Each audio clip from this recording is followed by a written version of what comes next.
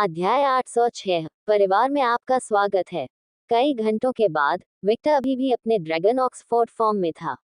वह जमीन से ऊपर की ओर तैरता हुआ खड़ा हो गया।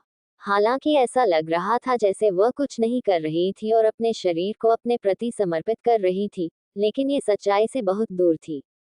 वह अपने नए शरीर का आदी होने का प्रयास कर रही थी। उसके बारे में सब कुछ अचानक बदल गया था। उसे फिर से सेटेक्स्ट से प्रशिक्षण लेना होगा। अब जब उसने इसके बारे में सोचा, तो ये स्थिति काफी हद तक डियाब्लो के समय के समान थी। एकमात्र अंतर यह था कि विक्टर पहले से ही अपने समरूप समान आरोहण विद्रूप रूप में युद्ध का आदी था। इस कारण से अचानक हुए परिवर्तनों के बावजूद उसकी समग्र युद्ध क्षमता में बहुत अधिक कमी नहीं आई थी। वह पहले अपने शरीर पर पूरी तरह से नियंत्रण नहीं रख पाई थी, जिससे वह भविष्य में शीघ्रता से अंगों का संपर्क कर पाई थी। जीन, बैक पता है कि क्या करना है। जो लोग मार डालो जो सहयोग नहीं करते हैं, और जो दान करते हैं, उन्हें पंचिंग बैग के रूप में उपयोग करें। क्या इन्हें इस तरह का आपत्तिजनक खतरनाक नहीं है? वे अपने दिव्य उत्पादों का उपयोग कर सकते हैं, आप जानते हैं, जीन बोली। एलिनोर ने कहा, मैं जीन से सहमत हूँ। जब से तुम यहाँ हो, वे अब शांत हैं, परंतु तुम सदैव अस्तित्व में नहीं हो, क्या ना? समाधान की आवश्यकता है। हम विक्टर को विचार करने लगा कि क्या किया जाए। हमें उन पर किसी भी तरह से सामान की बर्बादी है। एग्नेस ने आवाज दी, शायद एफ्रोडाइट की जंजीरें कुछ दिव्य जैसी। एंस ने अलवी अपनी अगली साहसिक कार्य सूची पर। जंजीरें, हो। जैसे ही वे बातचीत कर रहे थे, नताशिया, एफ्रोडाइट, स्कैच, मॉर्गन और नौकरानियां सभी विक्टर के पास थे, उसके शरीर को प्यासी और उत्सुक आंखों से देख रहे थे। वे पैमाने सुंदर हैं, स्कैच ने बड़बड़ाया, मुझे आश्चर्य है कि मैं एक साथ मिलकर एक नया हथियार बनाने का काम कर सकता हूँ। स्कैचेच, तुम हिम्मत करो। तुम मेरे पति को नुकसान नहीं पहुंचा सकते, नताशिया ने चिल्लाते हुए कहा, निंदा की। मेया नेकू ने अपने मोटे शरीर वाले इस नजारे को रोमांटिक नजरों से देखा। वह वास्तव में महिलाओं के साथ जुड़ना चाहती थी और पुरुष के शरीर को खोजने की कोशिश करना चाहती थी, लेकिन उसे पता चला कि वह ऐसा नहीं कर सकती, यह अत्यंत असभ्य होगा। अगर मैंने भी कोशिश की, तो शायद मैं उसके शरीर को नुकसान नहीं पहुंचाऊंगा, स्कैच क्रोधित हो गया। ओह, ओ बकाए महिलाएं, आरुना ने तब शिकायत की जब लड़कियों ने उसे धक्का दिया और दावा किया कि उसने बहुत लंबे समय तक अपने समय का आनंद लिया है। डार्लिंग और भी मजबूत हो गई है। विभिन्न प्रकार से सभी नियम तोड़े, मारिया बुदबुदाया। वह हैक का उपयोग कर रहा है, उसने सिस्टम को हैक कर लिया है। इस समय एडमिन उसके दोस्त हैं और हैं, ईव ने शुरुआत से कहा, अपनी सामान्य अभिव्यक्ति से एक अलग अभिव्यक्ति। नौकरानियों ने ईव की ओर देखा और अगले ही पल, ईव का चेहरा अपनी स्थिर अवस्था में लौट आया। ईव ने कहा, मैं अपने व्यवहार के लिए माफी मांगती हूँ। ब्रूना ने कहा, इतना परेशान होना बंद करो, ईव। ऑल्टर को थोड़ा बाहर आने दो। नहीं, वह अपने मुंह पर नियंत्रण नहीं रख सकती। ऑल्टर कुछ शर्मनाक बोल सकता है, ईव ने इनकार किया। वह ऑल्टर की वजह से खुद को शर्मिंदा नहीं करना चाहती थी। वह जानती थी कि अगर उसकी बहनों को उसके बारे में कुछ शर्मनाक पता चला तो वे उसे अकेला नहीं छोड़ेंगी। वे कभी कभी काफी परेशान करने वाले हो सकते हैं, खासकर रोबर्टा, मारिया और ब्रूना। उसका शरीर सिर्फ मजबूत नहीं हुआ, उसका पूरा अस्तित्व बदल गया। वह अब सचमुच एक पिशाच पूर्वज की विशेषताओं के साथ एक ड्रैगन है। अविश्वसनीय, एफ्रोडाइट ने उसके शरीर को छूते हुए भूखी नजर से कहा। ये देखने के बाद कि विक्टर ने गया को कैसे संभाला, वह उसके शरीर के बारे में जानने को उत्सुक हो गई, इसलिए वह उसे हर जगह क्यों छू रही थी। आप लोग सही हैं, विक्टर ने सोचने के बाद सभी को उत्तर दिया। उसने चिड़ियाघर में जानवरों की तरह व्यवहार करने वाली महिलाओं की उपेक्षा की, आखिरकार वे उसकी पत्नियां थीं। उसने माउंट ओलंपस को देखा, विशेष रूप से अपनी भट्ठी में बैठे एक आदमी को, जो आग के अंगारों को देख रहा था। एक भगवान जिसने युद्ध में भाग लेने से इनकार कर दिया, द फौज का भगवान, एक ऐसा भगवान जिसे भगवान होने के बावजूद ज्यादा भाग्य नहीं मिला। विक्टर ने अपनी उंगलियां चटकाईं और उस आदमी के नीचे एक जादू का घेरा दिखाई दिया। अगले ही पल वह आदमी विक्टर के सामने आ गया। उस आदमी की अचानक उपस्थिति ने लड़कियों का ध्यान खींचा, लेकिन जब उन्होंने देखा कि यह कौन था, तो उनकी रुचि खत्म हो गई। विक्टर अधिक महत्वपूर्ण था। अल्पविराम डॉट डॉट डॉट। हेफेस्ट्स, ठीक है। हाँ, हाँ। जब हेफेस्ट्स ने अपने सामने वाले आदमी को देखा तो वह लगभग गीला हो गया। मेरे पास आपके लिए एक काम है। ऐसे प्रतिबंध बनाएं जो देवताओं को उनकी दिव्यता का उपयोग करने से रोक सके। क्या आप ऐसा कर सकते हैं? अल्पविराम डॉट डॉट डॉट। मेरा मतलब है, मैं कर सकता हूँ, लेकिन मेरे पास सामग्री नहीं है। जब विक्टर ने देखा कि उसे सहमत कराना कितना आसान है तो उसने भौहें चढ़ा ली। उसने फिर से अपनी उंगलियां चटकाईं और उनके आसपास भूकंप आने लगे। अगले ही पल जमीन से दिव्य धातुओं का एक खंभा निकला। अपनी पृथ्वी हेरफेर क्षमताओं और उन्नत इंद्रियों के साथ दिव्य धातुओं को खोजना उनके लिए काफी आसान था। एलिनोर ने इस प्रदर्शन को देखा। उसकी आंखें और अधिक तीव्रता से चमक रही थी। विक्टर की नई उपस्थिति के कारण वह पहले से ही लगभग नियंत्रण खो रही थी। उसकी उपस्थिति में रहना नशीला था, विशेषकर उसके लिए, जिसके भीतर ड्रैकोनिक विशेषताएं थीं। ड्रैगन और पिशाचों का पदानुक्रम पूर्ण था, और विक्टर, जो दोनों श्रेणियों में शीर्ष पर था, दोनों जातियों की महिलाओं द्वारा अत्यधिक वांछित था।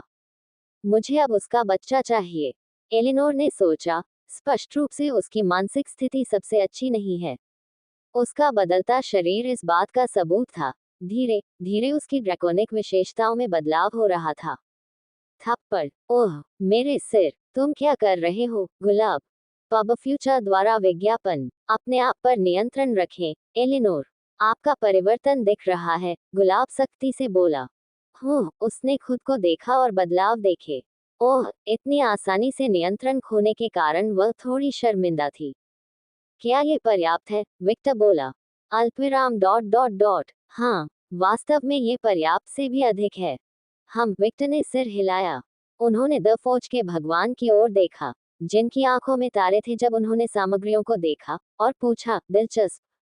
क्या आप बदले में कुछ नहीं मांगने जा रहे हैं? कोई जरूरत नहीं। मैं युद्ध देख रहा था। मैंने शुरू से ही सब कुछ देखा। उसने आह भरी। और तुम मेरा आदेश इतनी आसानी से स्वीकार कर लेते हो, इतनी स्वेच्छा से। हाँ, भले ही मैं ओलंप को नष्ट कर दूं। ठीक है, मुझे ओलंपस ज्यादा पसंद नहीं है, विशेष रूप से इसके भीतर के प्राणी। ओलंपस का आयाम निर्दोष है, और इसके संसाधनों का अभी भी शोषण किया जा सकता है। उन्होंने कंधे उचकाए। हम विक्टर की आंखें भगवान के आकस्मिक रवैये पर मनोरंजन से चमक उठी। एफ्रोडाइट ने द गॉड ऑफ द फौज को तटस्थ भाव से देखा और फिर विक्टर के पंखों को छूते हुए उसे अनदेखा कर दिया। मुझे बताओ, फौज के भगवान, तुम्हारी इच्छा क्या है? तुम क्या चाहते हो? फौज के भगवान ने ओलंपस के देवताओं को जमीन पर घुटने टेकते हुए देखा, और उसके चेहरे पर एक परपीड़क मुस्कान दिखाई दी। मेरी इच्छा पहले ही पूरी हो चुकी है। मेरे निकम्मे पिता की मृत्यु हो गई है, और मेरे अहंकारी भाइयों और चाचाओं की वही हालत हो गई है जैसी मेरी हमेशा से होती थी। अल्पविराम डॉट डॉट डॉट। मैं देख रहा हूँ, ऐसा लगता है कि आप इन देवताओं के प्रति बहुत नफरत रखते हैं। हजारों साल शोषण में बिताने की कोशिश करें, महामहिम। यह अच्छा एहसास नहीं है। वास्तव में, मैं आपसे सहमत हूँ, विक्टर ने सहमति व्यक्त की। महामहिम, विक्टर ने आश्चर्य से देखा। यदि आप मेरे लिए काम करने जा रहे हैं, और इतनी आसानी से मेरे सामने समर्पण भी कर देते हैं, तो मुझे कंजूस नहीं होना चाहिए। विक्टर ने अपने पंख पीछे खींच लिए और आगे चलने लगा। लड़कियों ने प्रतिक्रिया व्यक्त की क्योंकि वे जो सुखद अनुभूति अनुभव कर रही थी वह खो गई। उन्होंने हताशा में अपने होंठ चबाए और विक्टर की ओर देखा, जो द गॉड ऑफ द फौज के करीब चला गया। तुम सब बहुत प्यासे हो, एफ्रोडाइट ने अपना सिर हिलाया।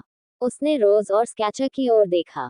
यहाँ तक कि स्कैच और रोज भी, जो आमतौर पर खुद पर अधिक नियंत्रण रखते हैं, ऐसे ही हैं। ठीक है, ये स्वाभाविक है ना?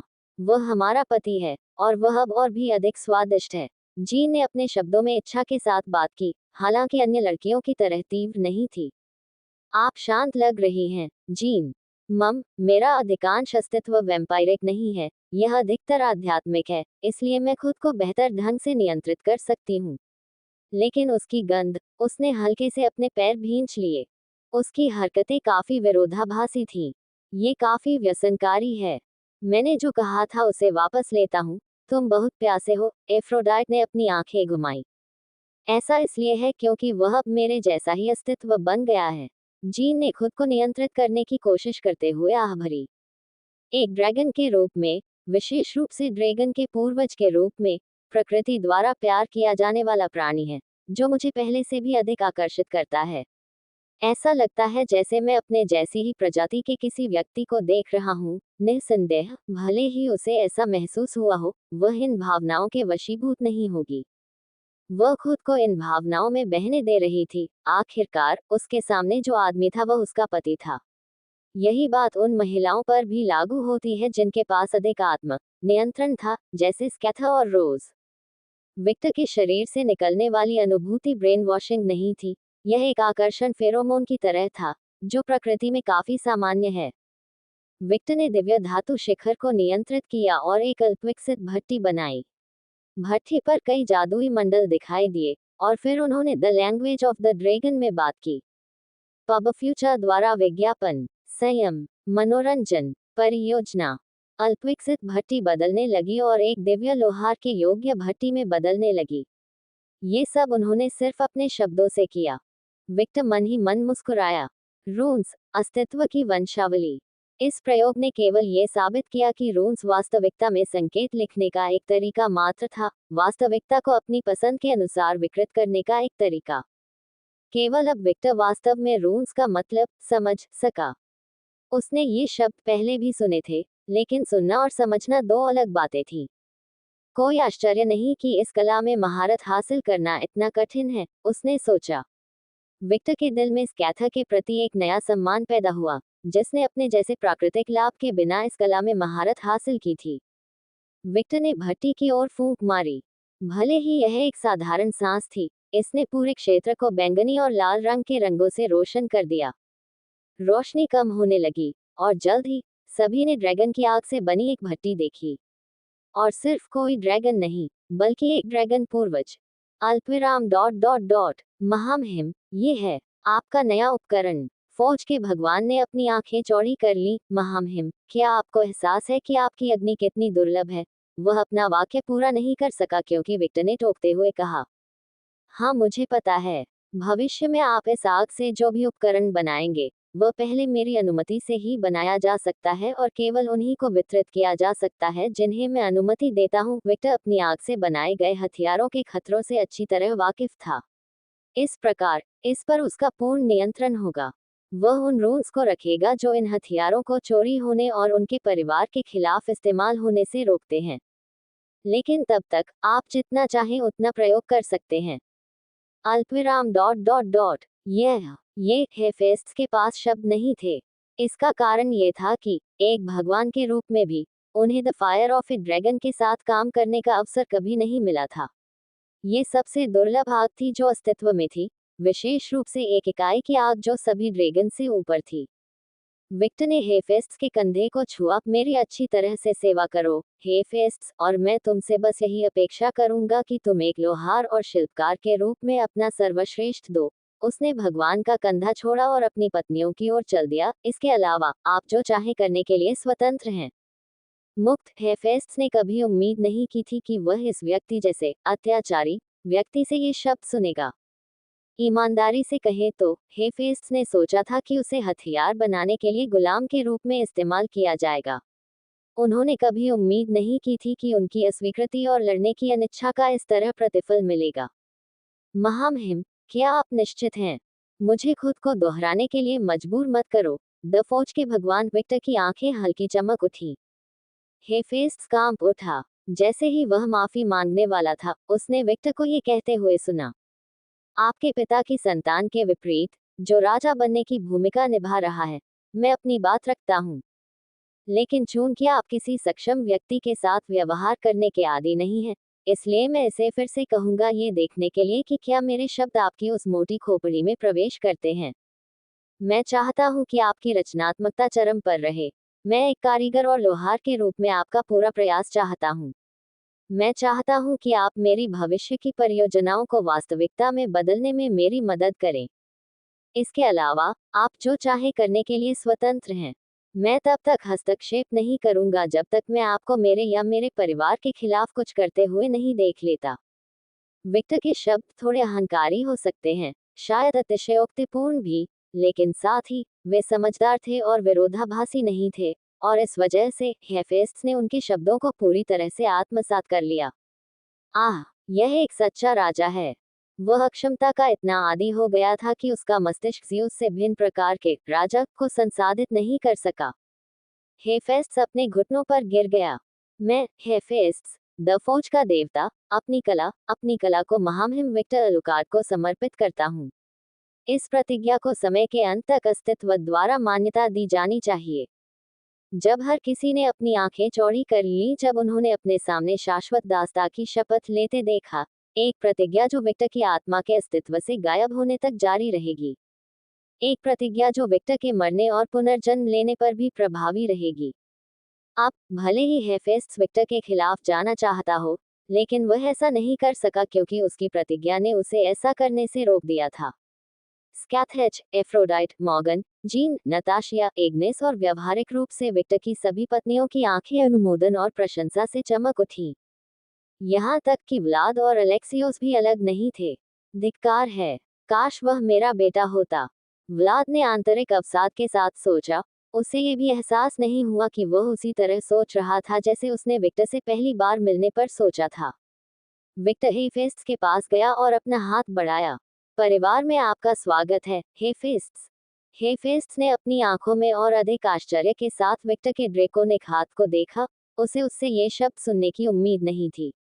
धीरे धीरे हेफेस्ट्स के चेहरे पर मुस्कान आ गई और उसने विक्टर का हाथ पकड़ते हुए अपना हाथ उठाया।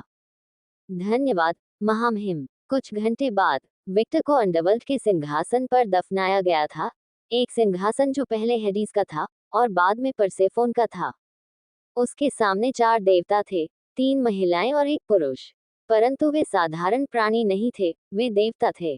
पराजित देवता परसेफोन, अंडरवर्ल्ड का शासक और अंडरवर्ल्ड की रानी। पोसीडोन, समुद्र का देवता। एथेना, ज्ञान की देवी। और आर्टेमिस, चंद्रमा और शिकार की देवी। परसेफोन को ठीक करे बाकी 3 तो टिके रहना भी नहीं थे, वे पड़े लिखे बैठे रहे। खैर, अगर वे भी आदर्श हों तो नहीं हो सकते। पिछले युद्ध के कारण वे सभी गंभीर रूप से घायल हो गए थे। पोसीडोन के शरीर पर चोट के निशान थे और उसके हाथ की उंगलियां गायब हो गईं। एथेना के पैर पर गहरा घाव था और उसका दाहिना हाथ पूरी तरह से निष्क्रिय हो गया था। उसके चेहरे के पिछले हिस्से पर भी चोट के निशान दिखाई दे रहे थे। आर्टेमिस की हालत एथेना से भी बदतर थी, उसकी बहनें जल गईं और पेट पर गहरा घाव दिखाई दे रहा था। वह अब केवल इसलिए जीवित थी क्योंकि वह एक देवी थी और क्योंकि उसे विक्टर के गुट से प्राथमिक उपचार मिला था। विक्टर के अलावा 4 महिलाएं थीं, लेकिन ये सिर्फ कोई महिला नहीं थी, वे उसकी पत्नियां थीं।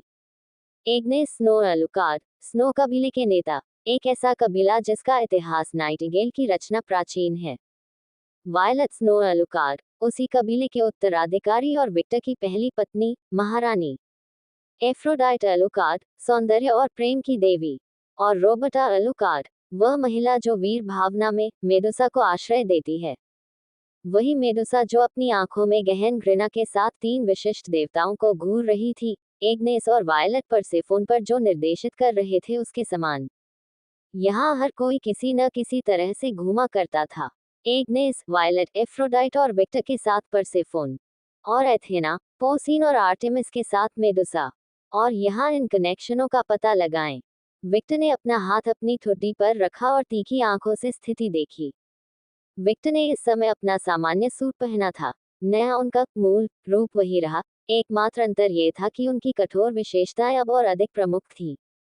उसके सिर के ऊपर का नीला रंग और गहरा लाल रंग के 2 नुकीले सींग थे। उसकी आंखों का रंग भी वही था, जो अब बेरंग और लाल रंग का मिश्रण था।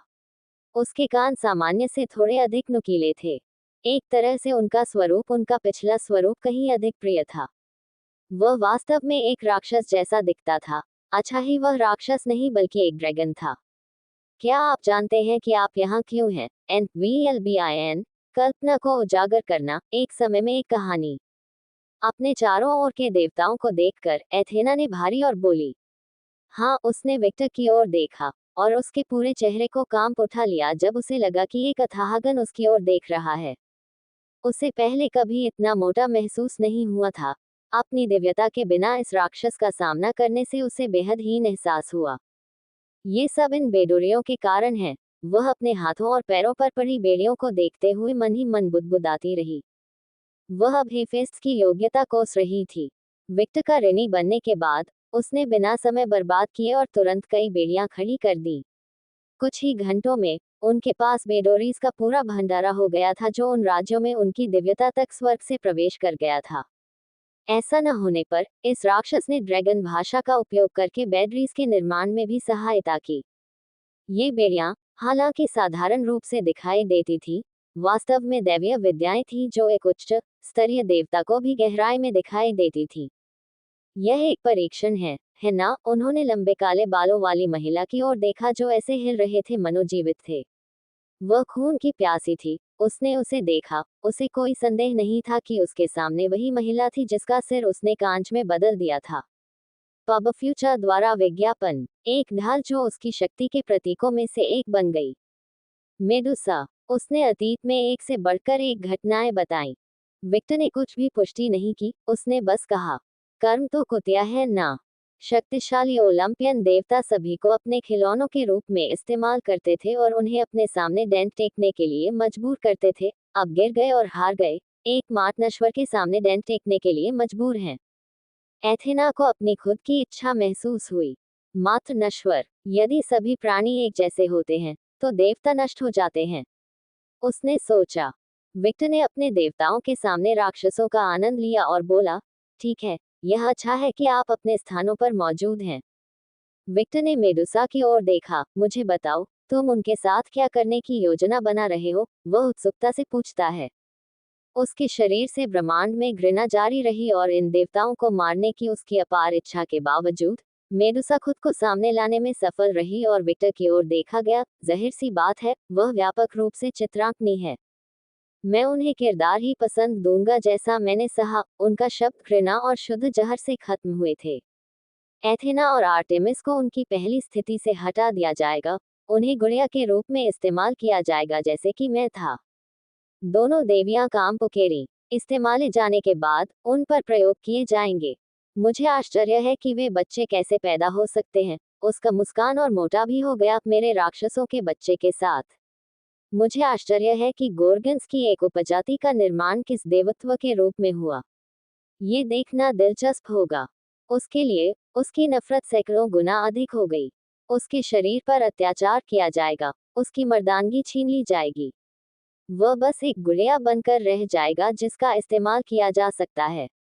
मैं ये सुनिश्चित करूंगा कि वह जो कुछ भी उसे प्रिय है उसे नष्ट कर दूं, जिसमें उसका कीमती क्षेत्र और उसके सभी पसंदीदा बच्चे भी शामिल हैं, जिनका कोई उद्धार नहीं है। अपने पिता के छोटे संस्करण होने के अलावा अन्य गुण। आश्चर्यजनक। विक्टर ने संतुष्ट होकर ताली बजाई।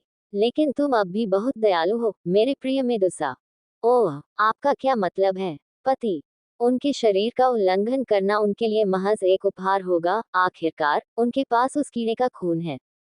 यहाँ तक कि आर्टेमिस और एथेना कुंवारी युवतियों के रूप में उस कीड़े की बेटियां हैं। आप जानते हैं, विकृत की प्रवृत्ति उनकी आत्मा में है।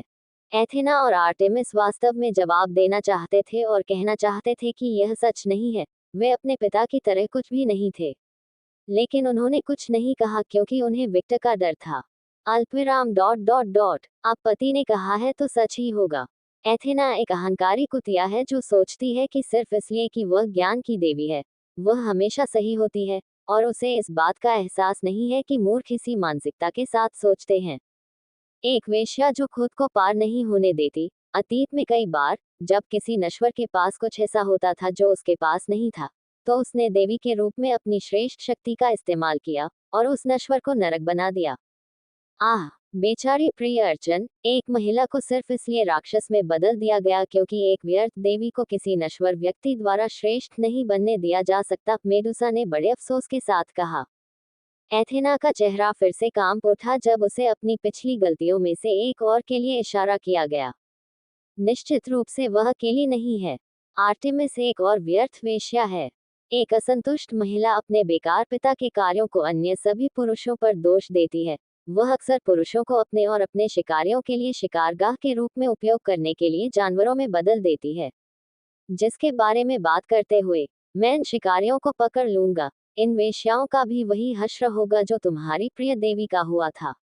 आर्टेमिस वास्तव में अब विरोध करना चाहती थी। वह नहीं चाहती थी कि उसके शिकारी इसमें शामिल हों, लेकिन वह ऐसा नहीं कर सकी। वह बहुत डरी हुई थी, भले ही अब उसे बहुत गलत महसूस हो रहा हो। आखिरकार उसने मेडुसा को नुकसान पहुंचाने के लिए कुछ नहीं किया, वह कुछ भी नहीं कहेगी। सचमुच, ओलंपस में किसी के पास मुक्तिदायक गुणवत्ता नहीं है। 99% सभी देवता कचरा हैं। वे अच्छे लग सकते हैं, लेकिन अंत में वे सड़े हुए खाद का रस मात्र हैं। मेडुसा ने घृणा और घृणित भाव से देवताओं की ओर ऐसे देखा मानो वे गंदगी के टुकड़े कर रहे हों। एग्नेस, वायलट, विक्टर और एफ्रोडाइट ने मेडुसा की ओर देखा और उसकी शब्दावली सुनकर 2 या 3 बार पलकें झपकाईं। एक पल के लिए उन्हें लगा कि ब्रूना में मेडुसा की वीरता नहीं, बल्कि नाविकों की वीरता की भावना है। मुझे पोसीडॉन के बारे में कुछ भी कहने की जरूरत नहीं है, ठीक है? ज़्यूस की यह प्रति गंभीरता से, क्रोनोस के सभी बच्चे कचरे का एक टुकड़ा हैं। उन गंदगी का जन्म भी नहीं होना चाहिए था।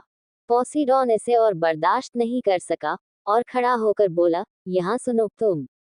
एक जोरदार दुर्घटना की आवाज सुनाई दी, और जब सभी की आंखें झपकी, तो उन्होंने विक्टर को पोसीडॉन के सामने देखा। उसके पेट में मुक्का मार रहा था। खांसी, उसके मुंह से सुनहरा खून निकला और जमीन को दागदार कर दिया। पोसीडॉन तुरंत अपने पेट को पकड़कर घुटनों के बल गिर गया। पब फ्यूचर द्वारा विज्ञापन। तुम्हें खड़े होने की इजाजत किसने दी? विक्टर ने पोसीडॉन के चेहरे पर लात मारी और खून फिर बिखर गया। आपकी भूमिका केवल चुप रहना और एक अच्छे कुत्ते की तरह सुनना है। विक्टर ने फिर उसके चेहरे पर लात मारी। विक्टर के हमले की ताकत का संकेत देने वाली गड़गड़ाहट की आवाज के बावजूद पोसीडॉन ने मैदान नहीं छोड़ा। ऐसा लग रहा था मानो वह उसी स्थिति में फंस गया हो। जाहिर है, विक्टर ने कुछ ऐसा किया था जिसके बारे में वे नहीं जानते थे। ज़्यूस के मुंह से दांत निकल आए और उसका संपूर्ण चेहरा पूरी तरह विकृत हो गया। विक्टर ने पोसीडॉन को लात मारना बंद कर दिया, घुटनों के बल बैठ गया, भगवान को उसके बालों से पकड़ लिया, उसका चेहरा उठाया और जमीन पर पटक दिया। खांसी, सुनहरा खून और भी अधिक फैलने लगा और महल के फर्श पर एक गड्ढा बनने लगा। ये हरकत कई बार दोहराई गई और सभी लोग चुपचाप इस क्रूरता को देखते रहे। विक्टर रुका और पोसीडॉन को उसकी आंखों में देखने के लिए मजबूर किया। आप कुछ भी नहीं हैं, पोसीडॉन। आप अब शासक नहीं हैं, अब बिग थ्री में से एक नहीं हैं। आप बस एक बेकार हारे हुए व्यक्ति हैं जो युद्ध हार गया। आप जीवित हैं क्योंकि मैंने आपके अस्तित्व में कुछ उपयोग देखा है। विक्टर की मुस्कान बढ़ गई। मेरी पत्नी के खेलने की वस्तु होने का लाभ। विक्टर ने पोसीडॉन का सिर वापस जमीन पर फेंक दिया। एक दुर्घटना की आवाज सुनाई दी और वह उठकर अंडरवर्ल्ड के सिंहासन की ओर चल दिया। वह सिंहासन की सीढ़ियों पर रुका और एथेना और आर्टेमिस को देखा। ये शब्द आप पर भी लागू होते हैं। विक्टर ने दोनों देवियों के अंतरंग अंगों से आ रहे तरल पदार्थ को नजरअंदाज कर दिया और उनके भयभीत चेहरों को देखता रहा। तुम्हारा उपयोग तब तक किया जाएगा जब तक मेरी पत्नी की बदला लेने की प्यास नहीं बुझ जाती। और यदि तुम अंत तक जीवित रहे, तो तुम भविष्य के युद्धों में तोप के चारे के अलावा कुछ नहीं बनोगे। जब एफ्रोडाइट ने दोनों महिलाओं की हालत देखी तो उसने केवल अपना सिर इधर उधर हिलाया, ये सोचने के लिए कि वे डर में खुद को गीला कर लेंगे। हालांकि वह दोनों महिलाओं को समझ सकती थी। आखिरकार उसका पति काफी भयानक हो सकता है। उसने मेडुसा की ओर देखा और मनोरंजन से भौहें उठाईं। वह कसम खा सकती है कि उसे लगा कि विक्टर के लिए मेडुसा का प्यार अब सैकड़ों गुना बढ़ गया है। वह ये भी समझ सकती थी कि एग्नेस और वायलट अब इच्छाओं से भर गए थे, हालांकि वह भी अलग नहीं थी। वह अब बहुत सुंदर लग रहा था। वह थोड़ा शर्मा गई। चिंता मत करो, पति। मेडुसा की सांप जैसी आंखें दुर्भावनापूर्ण इरादे से चमक उठी। मैं ये सुनिश्चित करूंगा कि वे मरे नहीं और टूटे नहीं।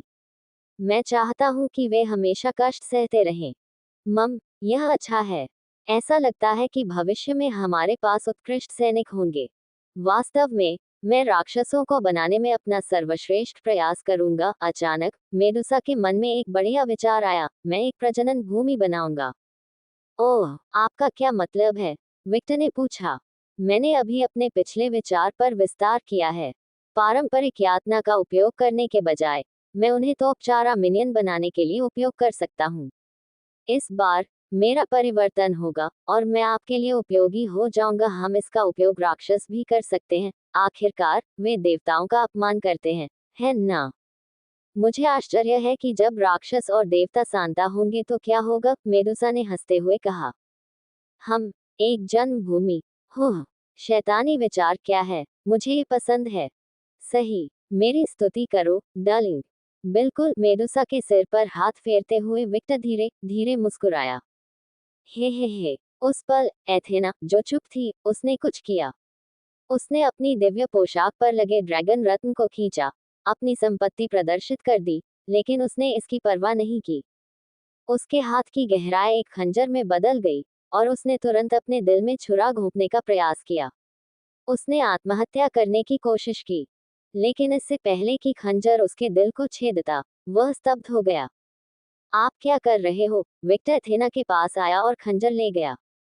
मैं इस भाग्य को चित्रित करने के बजाय मर जाना पसंद करूंगा। मुझे जन्मस्थान के रूप में इस्तेमाल नहीं किया जाएगा। यह मेरी नियति नहीं है।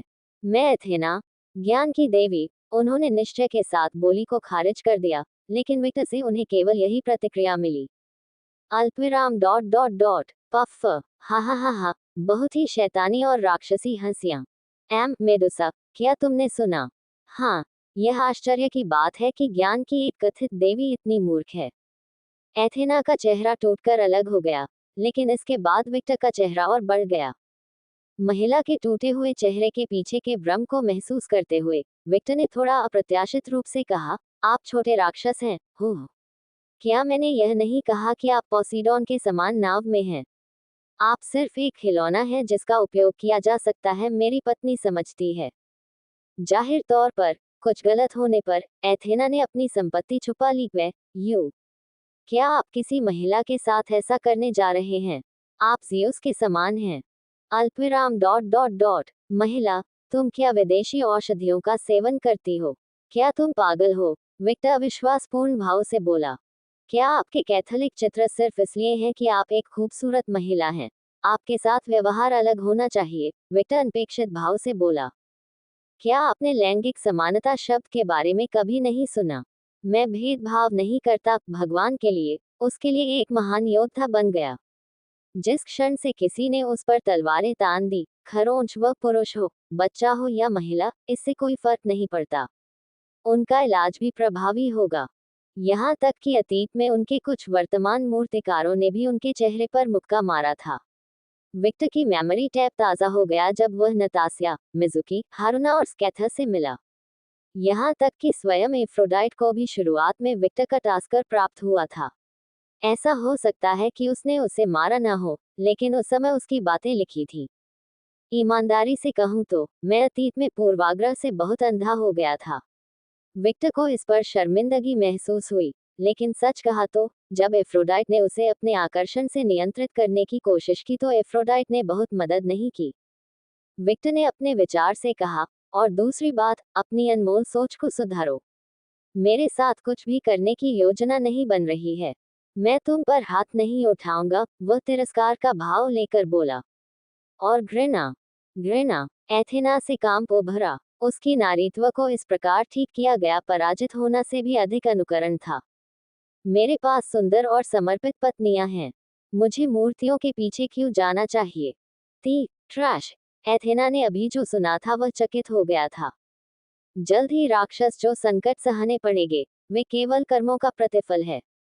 अपने घमंड के कारण आपने कई उपकरणों को छुआ और यहाँ तक कि उनमें से कई राक्षसों को बदल दिया, लेकिन मुझे इसकी विशेष शिक्षा नहीं है। विक्टर को अतीत की अतिरिक्त सुविधाओं की परवाह नहीं थी। वह कोई संत नहीं थे। वह एक अजगर और एक दानव राजा था। तुम्हारे इस भाग्य को बढ़ावा देने का कारण सरल है। तुम मेरी प्रिय पत्नी के अभिनय के लिए जिम्मेदार हो।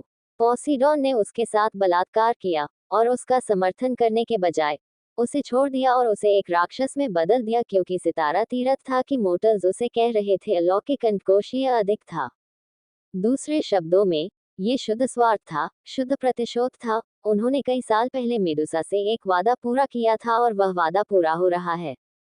कम से कम इस दुखद कहानी में एक बात सच है। मेरे मेडुसा की तुलना में तुम बहुत बदसूरत हो। मेडुसा के सिर पर हाथ फेरते हुए विक्टर मुस्कुराया। वह हंसा क्योंकि उसने महसूस किया कि उसके बाल उसकी बाह के चारों ओर लिपटे हुए थे, जैसे कि वह जीवित हो।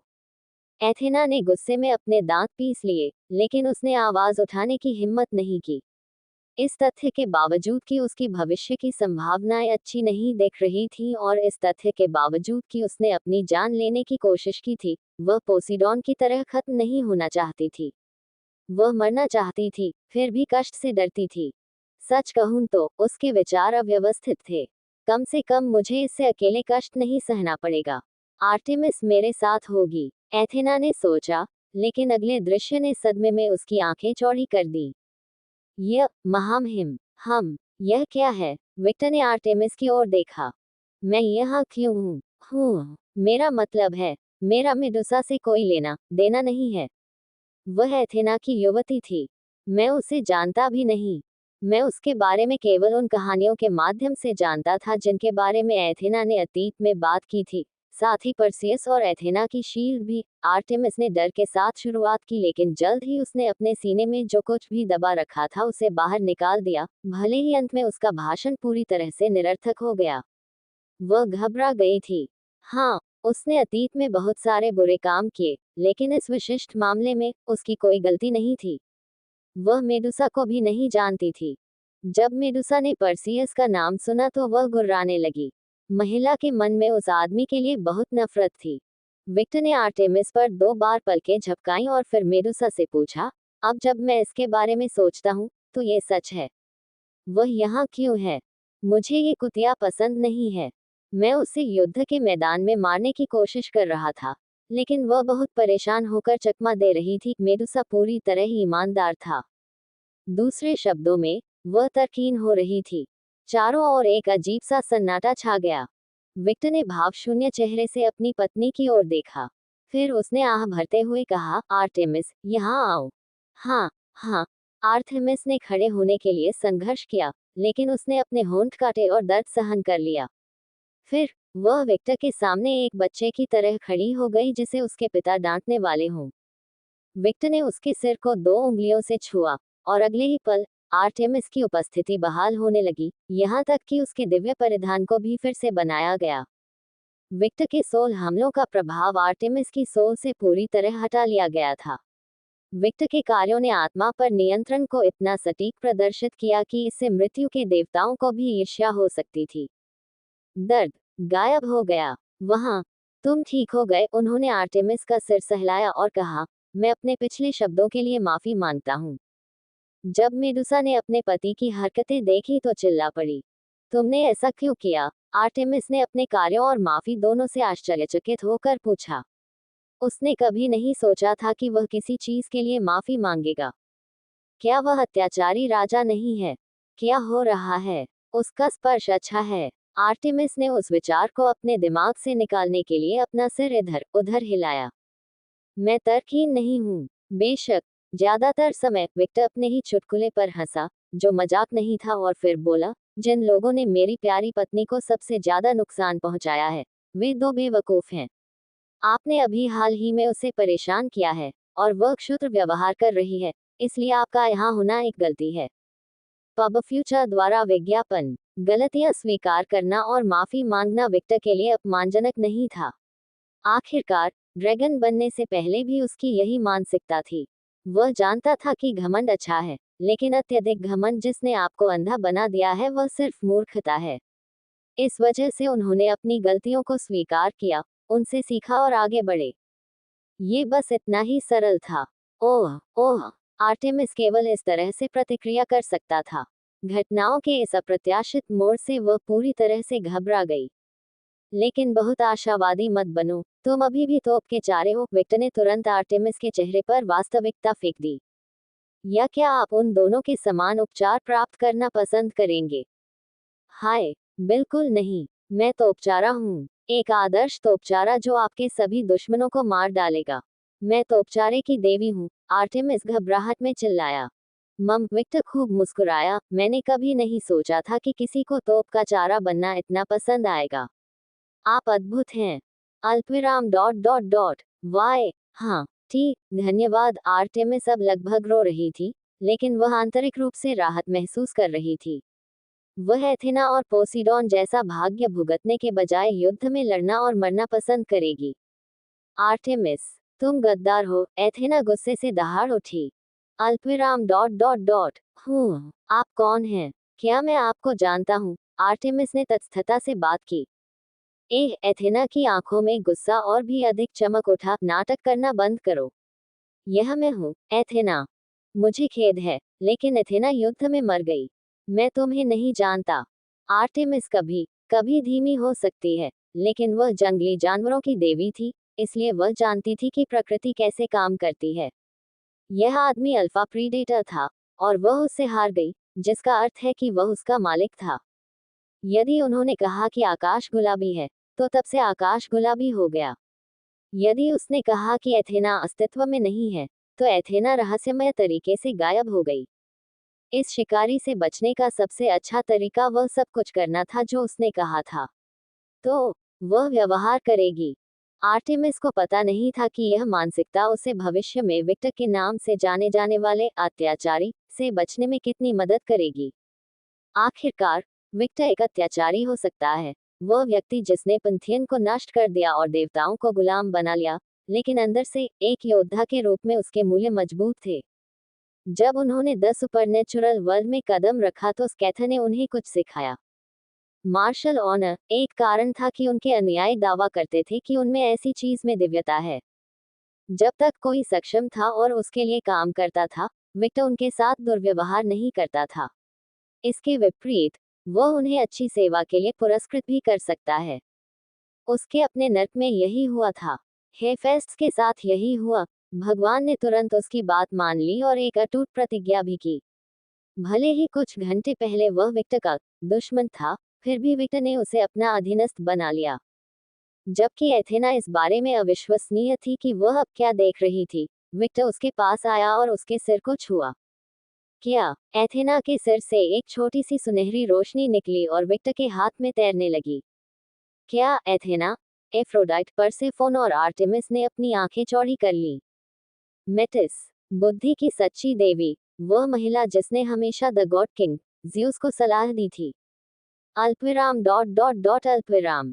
क्या क्या आपने सचमुच सोचा था कि ज़्यूस के पास ओलंपस पर शासन करने के लिए दिमाग था? विक्टर ने तिरस्कारपूर्वक कहा। उनके दुर्लभ बुद्धिमान कार्यों के पीछे यह महिला ही जिम्मेदार थी।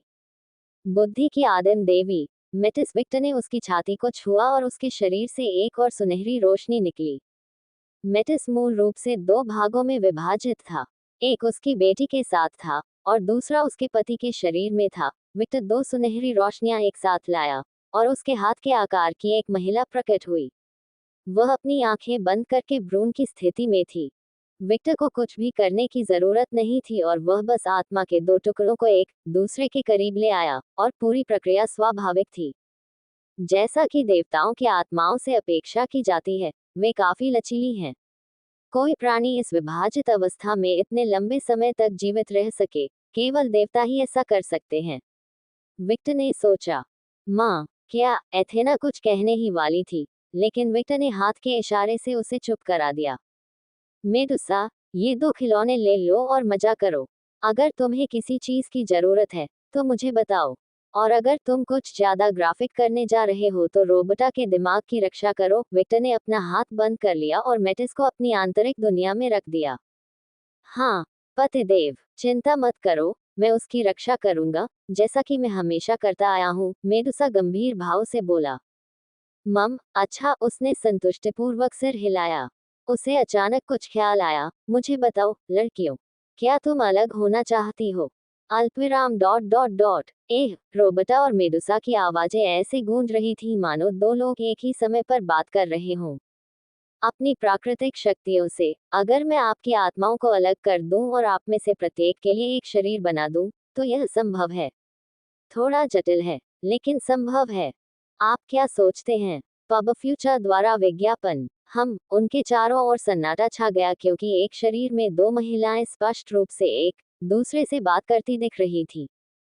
हमने मना कर दिया। हमें वह स्थिति पसंद है जो अभी है।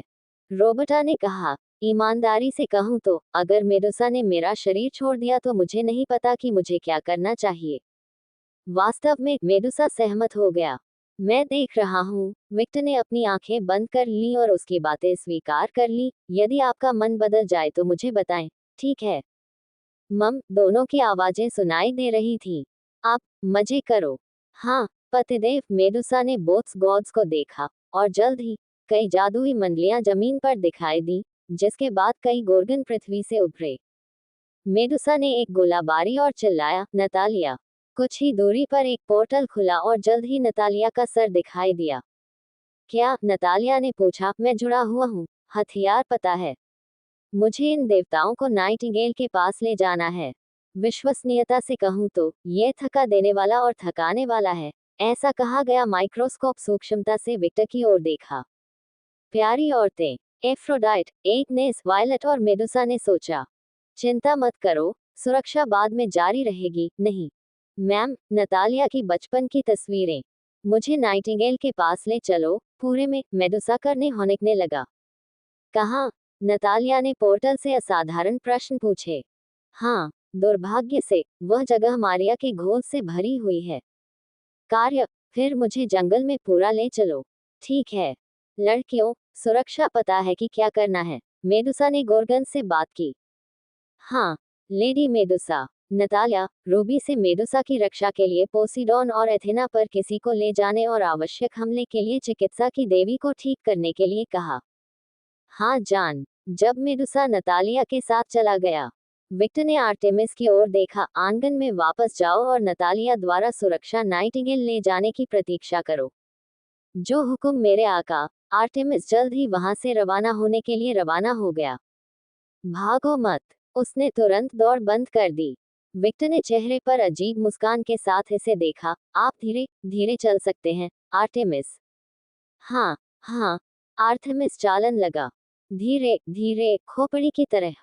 विक्टर ने अपने हाथ पर अपने माथे पर रखी इच्छा को खारिज कर दिया।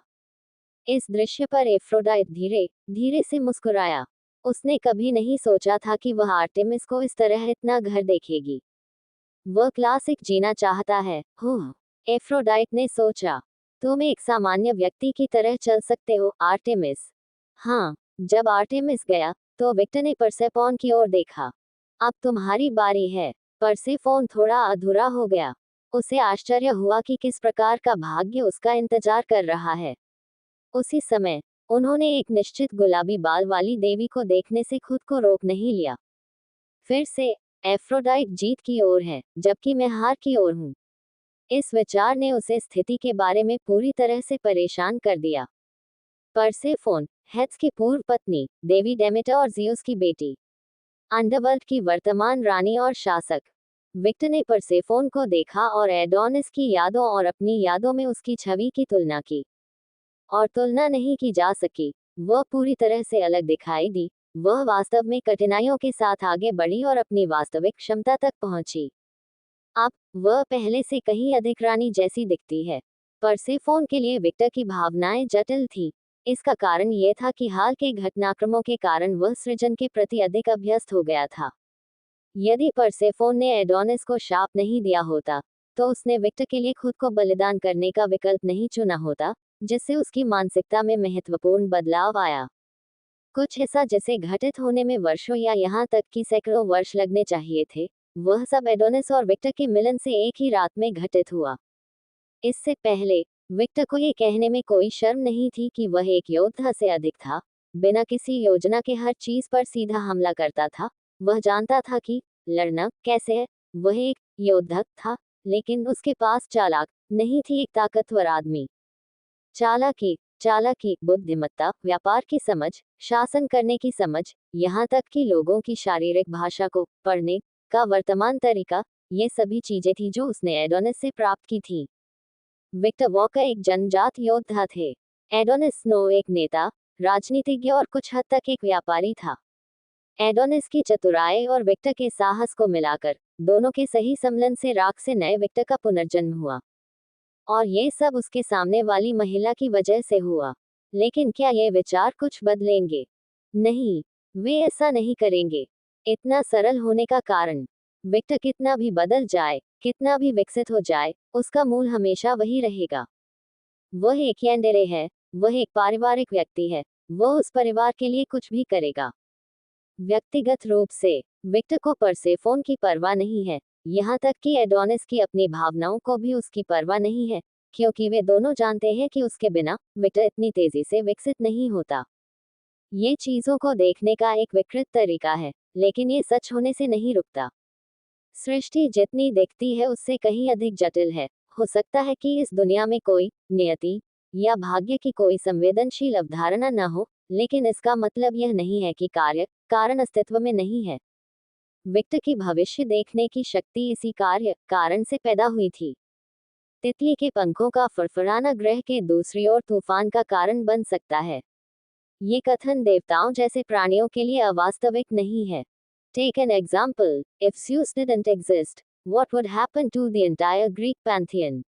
Whether one likes it or not, it was Zeus' rebellion that made the current pantheon possible. It was because of his horrendous deeds that beings like Apollo and Artemis were born. Beings so strong they are part of the 12 great gods. See, destiny can't exist, it's made by the beings themselves, but causality exists. The past is real, just like the present.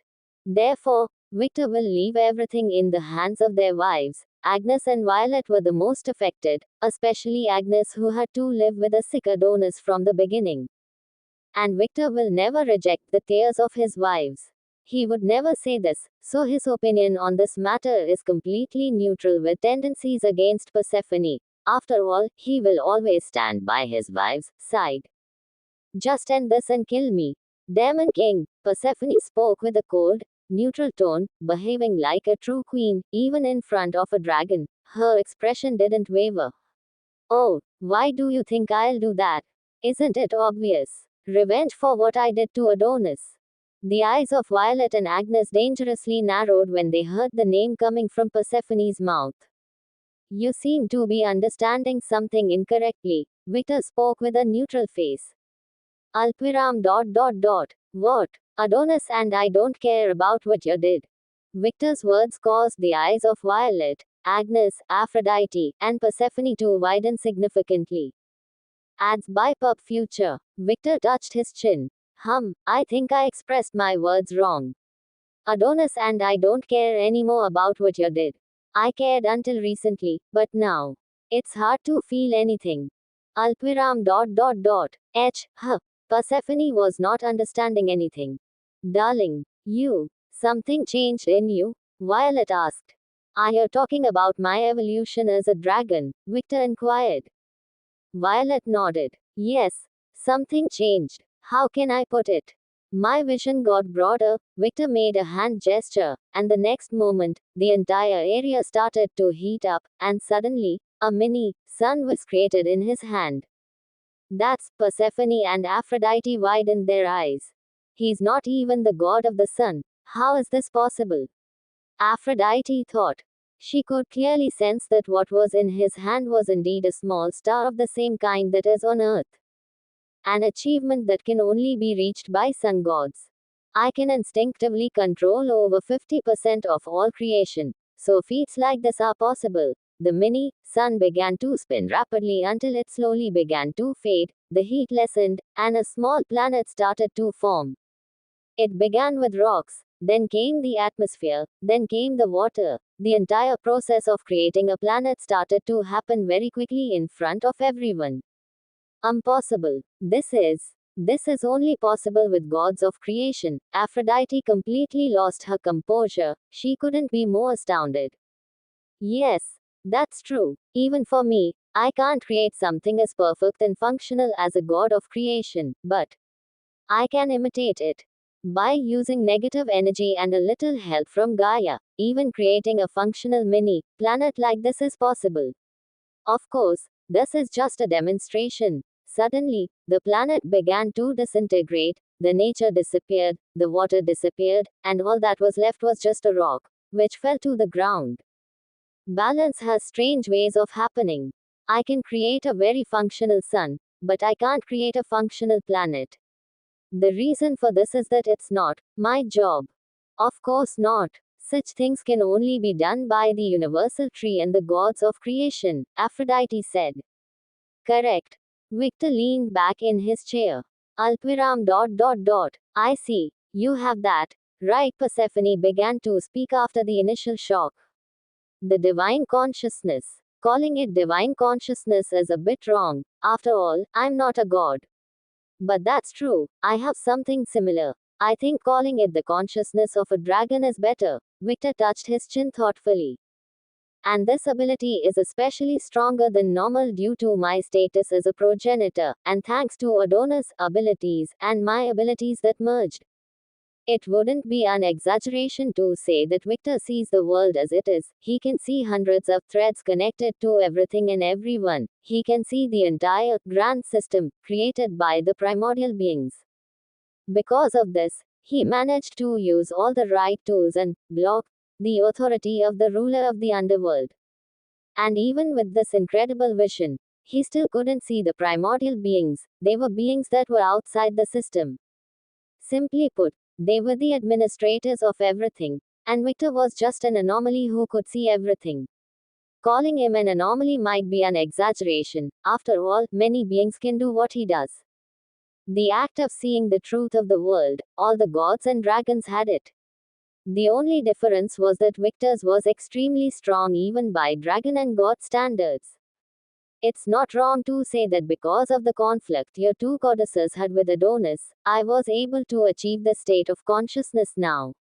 Aphrodite and Persephone flinched a little when they saw Victor's gaze that seemed to see right through all their secrets, which wasn't an incorrect assumption. But it also wouldn't be wrong to say that this attitude caused great harm to my wife. And it's only because of that I want to make you disappear. Persephone shivered under Victor's empty gaze. But if I do that, nothing will be resolved, Victor spoke. So, my stance on the matter is neutral. It's all in the hands of Violet and Agnes now. Ads by Pub Future. Alpiram. I don't understand. Agnes began to speak. Victor looked naturally at the woman. This shouldn't be the time for us to get revenge, right? To do everything in our power to return the suffering this woman caused. Why are you speaking like this now? I never lie. Not to you all. Acting dishonestly would be disrespectful. Victor spoke with a very serious look that caught Agnes off guard for a moment. I will always be on the side of my family. That's an absolute fact. And I've never gone back on those words. Even now, I'm on your side, right? Alpiram. Vic. Agnes bit her lip. She felt extremely conflicted now. She felt a bit angry at him for not following the script, and she felt unjustified. You are not doing this because you want her in your harem, are you? Violet narrowed her eyes at Victor. Ha, Victor sighed. Violet, I have such beautiful wives, why do I need Persephone? Persephone bit her lip. Hearing these words hurt more than she expected. Why do I care about this? Didn't he already make it clear he hated me? She inwardly growled at herself for letting her naive thoughts slip again. I'm not doing this because I want her, it's as simple as how I feel. When I look at Persephone, all I feel is nothing, just pure indifference. Violet fell silent, as did Aphrodite and Agnes. In a way, these words were more cruel than anyone could hear. After all, complete indifference means that her existence hasn't even registered with him. Even hating someone is better than indifference. After all, with hate, the person still pays attention to the target of their hatred. Violet and Aphrodite looked at Victor attentively, searching for any hint of falsehood, and they saw nothing. He was being completely honest. Through their connection, Violet could tell that Victor wasn't thinking about anything. The same was sensed by Aphrodite. As Aphrodite's connection was stronger than Violet's, she could tell that the man was more concerned about Violet and Agnes' reaction to his words than about Persephone. Aphrodite delved deeper into his instincts, and all she saw deep in his heart was he was looking forward to having normal food. He wanted to embrace his wives and do all sorts of things with them. He wanted to go to sleep and play with Zaladrak. He wanted to experience his new powers. Aphrodite was at a loss for words at such mundane desires. Violet की आंखें कुछ second के लिए बैंगनी रंग की चमक से जगमगा उठी, जब तक कि उसने अपनी आंखें बंद नहीं कर ली और आहें भरी। उसने खुद को भविष्य देखने के लिए मजबूर किया, एक ऐसा भविष्य जहां विक्टर परसेफोन के साथ था और कुछ भी दिखाई नहीं दे रहा था। वह केवल विक्टर को एक विशाल के नीचे सोता हुआ देख सकती थी। पेड़ अपनी सभी पत्नियों के साथ खेल रहा था और बातें कर रहा था। विक्टर ने अपनी आंखें सिकोड़ ली। उस क्षमता का उपयोग मत करो, वायलट। अल्पविराम डॉट डॉट डॉट मुझे देखना था, मुझे पता है। फिर भी उस क्षमता का उपयोग न करें। भविष्य बदला जा सकता है, आप जानते हैं, क्षमता विश्वसनीय नहीं है। हाँ, मुझे पता है, लेकिन हम इन वायदा को संदर्भ के रूप में उपयोग कर सकते हैं। जिस क्षण आप भविष्य को संदर्भ के रूप में उपयोग करते हैं, आप उस भविष्य की ओर चल रहे हैं, वायलट। और जिस क्षण आप उस भविष्य की ओर चलना शुरू करते हैं जिसे आपने देखा था, संभवतः जैसे ही आप उस भविष्य तक पहुंचेंगे, यह उससे भिन्न होगा आपने शुरू में क्या उम्मीद की थी। आखिरकार, जब समय शामिल हो तो कुछ भी निश्चित नहीं होता। विक्टर कुछ नहीं कहेगा यदि वह इस शक्ति का उपयोग भविष्य में केवल कुछ सेकंड देखने के लिए करने की कोशिश करेगी, जो लड़ाई में बहुत मददगार होगी, लेकिन भविष्य में बहुत दूर तक देखने पर ये बहुत बड़ी बात है। वायलट चुप हो गया। जैसा कि मैंने पहले कहा, संतुलन के काम करने के अजीब तरीके हैं, और यह बेहद खतरनाक हो सकता है। समय के साथ मत खेलो, वायलट स्नो। विक्टर ने बहुत गंभीर चेतावनी दी। उसने उसका पूरा नाम भी इस्तेमाल किया, कुछ ऐसा जो उसने पहले कभी नहीं किया था। विक्टर की अत्यंत गंभीर दृष्टि देखकर वायलट कांप उठी। समय की अवधारणा अत्यंत जटिल और खतरनाक है। स्वयं समय के देवता भी इस शक्ति का दुरुपयोग करने का साहस नहीं करते। आखिरकार कोई भी बड़ी गलती और आपकी वास्तविकता को मिटाया जा सकता है। अल्पविराम डॉट डॉट डॉट मिट गया। हाँ, मिटा दिया गया, मिटा दिया गया, अस्तित्व समाप्त कर दिया गया, जो भी शब्द आपको ठीक लगे। अल्पविराम डॉट डॉट डॉट मिट गया। हाँ, जो भी शब्द आपको ठीक लगे, वह समाप्त हो गया, समाप्त हो गया, समाप्त हो गया। वायलट चुप हो गया। जब वह कुछ देखने ही वाली थी, तो उसने एफ्रोडाइट के शब्द सुने। विक्टर सही है, वायलट। वायलट ने सौंदर्य की देवी की ओर देखा। मैं भी देवताओं में गया हूँ। किसी ने भी समय का मिथक करने की हिम्मत नहीं की, और उनसे ऐसा चाहा कि उनके देवता या आदिम काल के लोग पूरी तरह से समाप्त हो जाएं। समय एक अवधारणा है जो आदिम सिद्धांतों के लिए विशिष्ट है, क्योंकि केवल इन शैतानों का ही मानना है कि सिस्टम के बाहर इस शक्ति का उपयोग किए बिना संपूर्ण सृष्टि या संतुलन को बाधित किया जा सकता है। और यहाँ तक कि आदिम छुट्टियों में से केवल दो ही इस शक्ति का उपयोग अपनी पूर्ण सीमा तक कर सकते हैं। नकारात्मकता सृष्टि में हर नकारात्मक चीज के लिए जिम्मेदार है, और सकारात्मकता रचनात्मकता में हर सकारात्मक चीज के लिए जिम्मेदारियां हैं।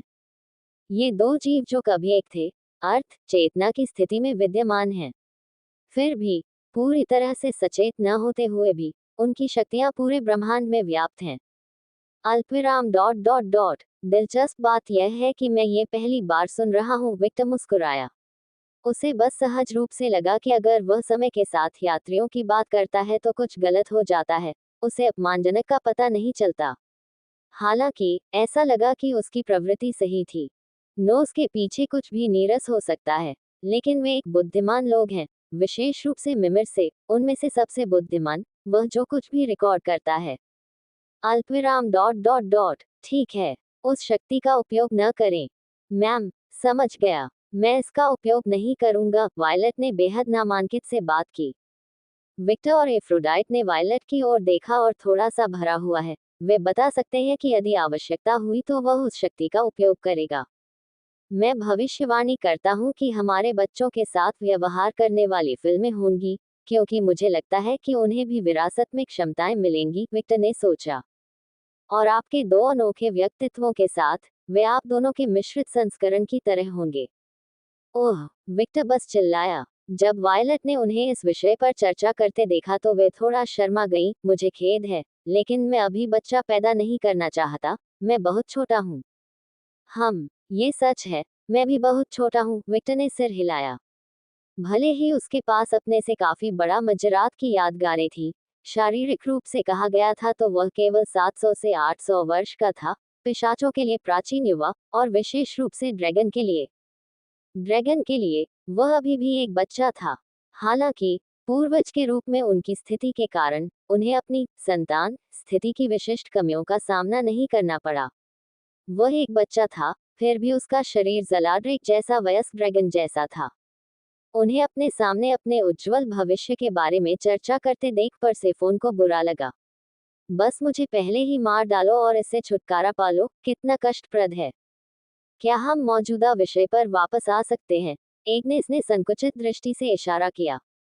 सभी का ध्यान अपनी ओर देखकर एग्नेस ने परसेफोन की ओर देखा। मेरे पति के शब्दों के बावजूद मैंने तुम्हें माफ नहीं किया है। मैं तुम्हें उसे माफ करने के लिए नहीं कह रहा हूँ, एग्नेस। मेरे मुंह में शब्द मत डालो। मैंने विशेष रूप से कहा था कि मुझे परवाह नहीं है। इसे बंद करो, एग्नेस चिल्लाई। औरत विक्टर ने आंखें घुमाते हुए झुंझलाया। अरे, तर्कहीन होना हमारी पहचान का हिस्सा है, और जब आपके जैसा पति हो तो यह और भी बुरा हो जाता है, एफ्रोडाइट ने आवाज लगाई। मम्मा, तो यह मेरी गलती है, हो, विक्टर ने कहा, फिर भी मुझे तुम्हारा लहजा पसंद नहीं आया। मैं तुम्हें बाद में सजा दूंगा, उसने आंखों में चमक लाते हुए कहा। डार्लिंग, मेरे बारे में क्या ख्याल है? वायलट सांप की तरह विक्टर के करीब सरक गया। क्या? जहां तक मुझे याद है तुमने कुछ भी गलत नहीं किया। मैंने उस शक्ति का उपयोग बिना अनुमति के किया, ठीक है? मुझे दंडित किया जाना चाहिए। विक्टर ने हल्की सी मुस्कान दिखाए। वह कोई गलती नहीं थी, बल्कि जागरूकता की कमी, एक आवेगपूर्ण कार्रवाई जैसी थी। आप दोषी नहीं हैं। नहीं, नहीं, मैं पूरी तरह से दोषी हूँ। आपको मुझे एक बुरी लड़की होने की सजा देनी होगी। विक्टर के शब्दों से ज्यादा उत्साहित न होने की कोशिश करते हुए एग्नेस ने अपनी बेटी के चुलबुले शब्दों को नजरअंदाज करने की कोशिश करते हुए परसेफोन की ओर देखा। पब फ्यूचर द्वारा विज्ञापन। एग्नेस के सामने आग की लपटें दिखाई दी और फफनेर का ब्लेड दिखाई दिया। एक पल के लिए एग्नेस ने ब्लेड को भ्रमित होकर देखा। ब्लेड सामान्य से कहीं अधिक विनम्र लगा। एग्नेस ने विक्टर की ओर देखा, और उसकी लाल बैंगनी आंखें थोड़ी चमक रही थी। फफनेर, हो, विक्टर ने कुछ सोचते हुए अपनी ठुड्डी को छुआ, फिर मुस्कुराया। विक्टर ने अपनी उंगली उठाए और व्यापक इशारे के साथ ब्लेड एग्नेस के हाथ से छूट गया और उसके सामने आ गया। विक्टर, तुम क्या कर रहे हो? अभी देखो। विक्टर ने ब्लेड पर फूंक मारी और अगले ही पल पूरा ब्लेड बैंगनी लिप्टों से ढक गया। फफनेर, मेरी बेटी, तुम्हें अपना काम पता है ना? आग की लपटें चंचलतापूर्वक भड़क उठी और अगले ही पल तलवार एग्नेस के पास लौट आई। जैसे ही एग्नेस ने तलवार पकड़ी, उसे ब्लेड से आने वाली एक अधिक आरामदायक स्त्री भावना महसूस हुई। क्या तुमने मेरी तलवार का लिंग बदल दिया? मैं तुम्हें नर ड्रैगन को हाथ में लेकर घूमने नहीं दूंगा, भले ही वह सोल रूप में ही क्यों न हो। विक्टर क्रोधित हो गया। जब उन्होंने विक्टर को तलवार से ईर्ष्या करते देखा तो उन्हें समझ नहीं आया कि क्या कहें। अच्छा, वह मेरा विक है। वायलट को हंसी आई जब उसने ऐसा व्यवहार देखा जिसकी उससे बहुत अपेक्षा थी। सच कहूं तो वह विक्टर के हालिया विकास को लेकर काफी चिंतित थी। वह अचानक सभी से इतना ऊपर लग रहा था, मानो कोई चीज उसका ध्यान आकर्षित ही नहीं कर पा रही हो। लेकिन सौभाग्य से वह सिर्फ उसकी कल्पना थी। चाहे वह कितना भी बदल जाए, वह हमेशा मेरा प्रिय रहेगा। अल्पविराम डॉट डॉट डॉट। क्या तुम लोग चैट करना बंद कर सकते हो और मुझे पहले ही मार डालोगे? परसेफोन ने तटस्थ लेकिन निराश और अधीर स्वर में बात की। उसके सामने जो दृश्य था वह उसके कलेजे पर ब्लेड मारने से भी बदतर था। अल्पविराम डॉट डॉट डॉट। आप बहुत परेशान करने वाले हैं। आप इतनी आसानी से हार क्यों मान रहे हैं? आप स्क्रिप्ट का पालन नहीं कर रहे हैं, एग्नेस गुर्राई। मैंने पहले ही स्वीकार कर लिया था कि एक दिन मैं अपने पापों के लिए मरूंगा। परसेफोन ने तटस्थ भाव से बात की। कारण और प्रभाव, क्रिया और प्रतिक्रिया का नियम। जब आप किसी को नुकसान पहुंचाते हैं, तो वे निश्चित रूप से प्रतिशोध लेंगे, और यदि वह व्यक्ति मुझसे अधिक मजबूत है, तो मैं निश्चित रूप से मर जाऊंगा। विक्टर ने मन ही मन सिर हिलाया। ऐसा इसलिए था क्योंकि वह इन शब्दों की सच्चाई जानता था कि वह हमेशा मजबूत बनने का प्रयास करता था, वह हारने वाली टीम में नहीं रहना चाहता था। उल्लेख नहीं, परसेफोन ने आह भरी, मुझे उन चीजों पर पछतावा है जो मैंने एडोनिस के साथ की। अंडरवर्ल्ड देवी ने एफ्रोडाइट की ओर देखा। स्वीकार करने में चिढ़ होने के बावजूद मुझे एफ्रोडाइट की सलाह का पालन करना चाहिए था और उसे जाने देना चाहिए था। लेकिन अपने अहंकार के कारण मैंने उस व्यक्ति को नुकसान पहुंचाया जिसके लिए मैं वास्तव में प्यार महसूस करता था। वह पाताल लोक से प्यार करती थी। हाँ, लेकिन उसे उससे प्यार करने के लिए मजबूर किया गया था। यह अपहरण से पैदा हुआ प्यार है। स्टॉकहोम सिंड्रोम अपने चरम पर है। लेकिन एडोनिस के साथ ये सब स्वाभाविक था। दोनों स्थितियां बिल्कुल अलग थीं। अफसोस, एग्नेस ने थूक दिया, पछतावा आपके किए को नहीं बदलता। मुझे पता है, और मैं अपनी जिम्मेदारी से पीछे नहीं हट रहा हूँ। तो तुम मुझे मार सकते हो, बस मेरे बच्चों को उस ब्लेड से दूर रखो, परसेफोन ने फफनर के ब्लेड की ओर इशारा करते हुए कहा। एग्नेस ने अपने दांत पीस लिए और उनके आस पास का क्षेत्र गर्म होने लगा। वायलट ने तटस्थ भाव से परसेफोन की ओर देखा। उसकी नफरत अभी भी उसके भीतर जल रही थी, लेकिन परसेफोन की प्रतिक्रिया उसके लिए बेहद निराशाजनक साबित हो रही थी। वह अधिक प्रतिक्रिया, अधिक घृणा चाहती थी। वह उसे मारने का आनंद चाहती थी। परसेफोन वास्तव में एग्नेस के ब्लेड से मरना चाहती थी। इसका विपरीत प्रभाव उन दोनों स्नो कबीले की महिलाओं पर पड़ा। ये संतोषजनक नहीं था। वे इस तरह के अंत को स्वीकार नहीं करेंगे। एफ्रोडाइट ने उदास आंखों से परसेफोन को देखा।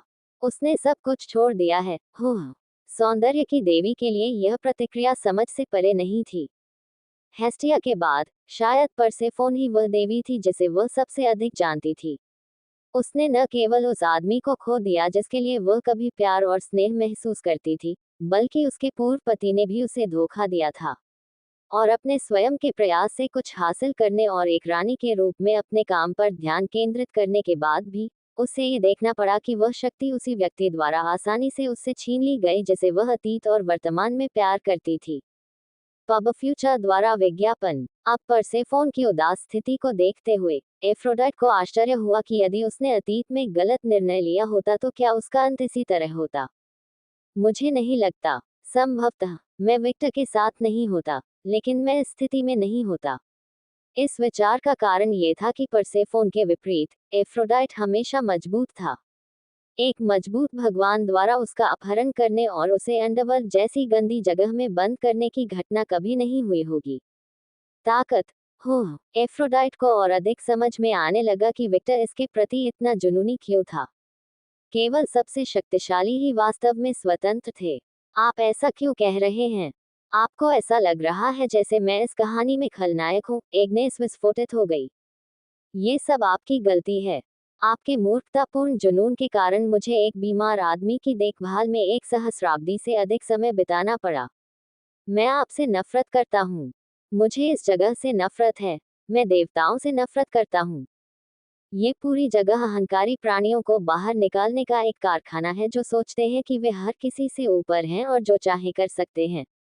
अल्पविराम डॉट डॉट डॉट कैसा पाखंडी है। Agnes snow. मैं एडोनिस के संबंध में खुद को दोष से मुक्त नहीं कर रहा हूँ, परसेफोन ने बोलना जारी रखा। ये पूरी जगह अहंकारी प्राणियों को बाहर निकालने का एक कारखाना है जो सोचते हैं कि वे हर किसी से ऊपर हैं और जो चाहे कर सकते हैं। परसेफोन ने एग्नेस के शब्दों को तटस्थ स्वर में दोहराया। आपने ऐसा कहा, और उन शब्दों के कारण मैं आपको पाखंडी कह रहा हूँ। तुम स्वयं एक प्राचीन सुखवादी हो, एग्नेस। तुमने निर्दोषों का कत्लेआम किया, अनगिनत असहाय पीड़ितों का खून पिया, पूरे गांवों को जला दिया। तुमने जो चाहा वह किया क्योंकि तुम एक पिशाच हो जो मजबूत पैदा हुआ था। क्या मैं गलत हूँ? अल्पविराम डॉट डॉट डॉट अल्पविराम। हाँ, भगवान बिगड़ल बच्चे हैं जो सोचते हैं कि वे बाकी सभी से ऊपर हैं। मैं इससे इनकार नहीं करता। मैं भी ऐसा ही सोचता हूँ।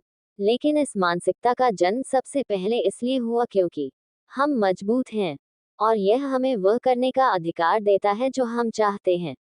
नैतिकता, नियम, न्याय, इनमें से कोई भी उन लोगों के लिए मायने नहीं रखता जो मजबूत हैं। आप मजबूत हैं, इसलिए आप न्याय हैं। अलौकिक दुनिया इसी तरह काम करती है। और आप महान पिशाचों की एक लंबी कतार से पैदा हुए हैं, जो स्वाभाविक रूप से सबसे अधिक मजबूत हैं। आपने भी हमारे जैसा ही रवैया अपनाया है। क्या मैं गलत हूँ? एक बार फिर एग्नेस कुछ नहीं कह सकी। नश्वरों को देवताओं पर उंगली उठाना बहुत पसंद है, लेकिन उन्हें यह एहसास नहीं है कि वे भी स्वयं देवताओं का प्रतिबिंब हैं। खुद को अलग समझने के अपने अत्यधिक अहंकार में अलौकिक से जुड़े नश्वर लोग देवताओं के समान ही अत्याचार दोहराते हैं और उन्हें इसका एहसास भी नहीं होता है। वे निर्दोषों को मारते हैं, उनका शोषण करते हैं और उन्हें नुकसान पहुंचाते हैं। वे कमजोरों की जान ले लेते हैं, उनकी अपनी सनक। और फिर भी देवताओं के समान कार्य करने के बाद भी मैंने किसी को उन पर उंगली उठाते नहीं देखा। एक शासक के रूप में उन्होंने अनगिनत बार ऐसी स्थितियां देखी थी। अंत में उसे एहसास हुआ कि नश्वर देवता देवताओं से इतने भिन्न नहीं थे। एफ्रोडाइट परसेफोन के विचार से पूरी तरह सहमत था। वह अपने लंबे जीवन में मॉर्टल्स को भगवान की तरह व्यवहार करते हुए देखकर भी थक गई थी। ये स्थिति समान है। मैं कुछ भी नहीं कर रहा हूँ। मैं कुछ भी नहीं कर रहा हूँ, क्योंकि एक भयानक अनुभव भी सामने आया है और मुझे पता है कि मैं कोई भी शत्रुतापूर्ण कार्रवाई करूंगा, मैं बिना जाने ही एक्सेप्टेंस से गुम हो गए हो। मरीज ने मुझे मार डाला। परसेफोन ने विक्टर की ओर देखा। विक्टर, यहाँ न्याय है। हम केवल उसके कारण ही यह बातचीत कर रहे हैं। अगर यह मेरे ऊपर होता है, मैं बस एडोनिस की यादों को अपने दिल में संजोकर और एक रानी के रूप में अपने काम पर ध्यान केंद्रित करता हूँ, जब तक कि लाखों लोग कई साल तक चले जाते हैं और मैं उन भावनाओं को भूल जाता हूँ। आखिरकार समय सब कुछ ठीक कर देता है। ऐसा नहीं था कि परसेफोन ने हार मान ली थी और पति से अपना जीवन बलिदान कर रही थी। ऐसा इसलिए था क्योंकि उसके पास कोई अन्य विकल्प नहीं था। वह यहाँ घटिया थी, इसलिए वह साहित्यकारों की दया पर अख्तियार कर चुकी थी, और यह बात अच्छी तरह से समझकर उसने अपनी किस्मत को स्वीकार कर लिया। शासक के रूप में काम करते हुए अनंत अपराधियों के दृष्टिकोण से अलग अलग स्मृतियों को देखा गया। परसेफोन की एक रानी और एक महिला दोनों के रूप में पूरी तरह से अलग अलग यादें बन गईं। अंत में उसने यह उपलब्धि हासिल की कि इस दुनिया में दयालु होना पाप है। बेकली से उसे घृणा लग रही है, और उसका कारण, अब वह इतनी शक्तिहीन होने के कारण स्वयं से घृणा महसूस करने लगी है। एक रानी के रूप में उनके पास एकांतवास और अपना फैसला होने के अलावा कोई विकल्प नहीं था।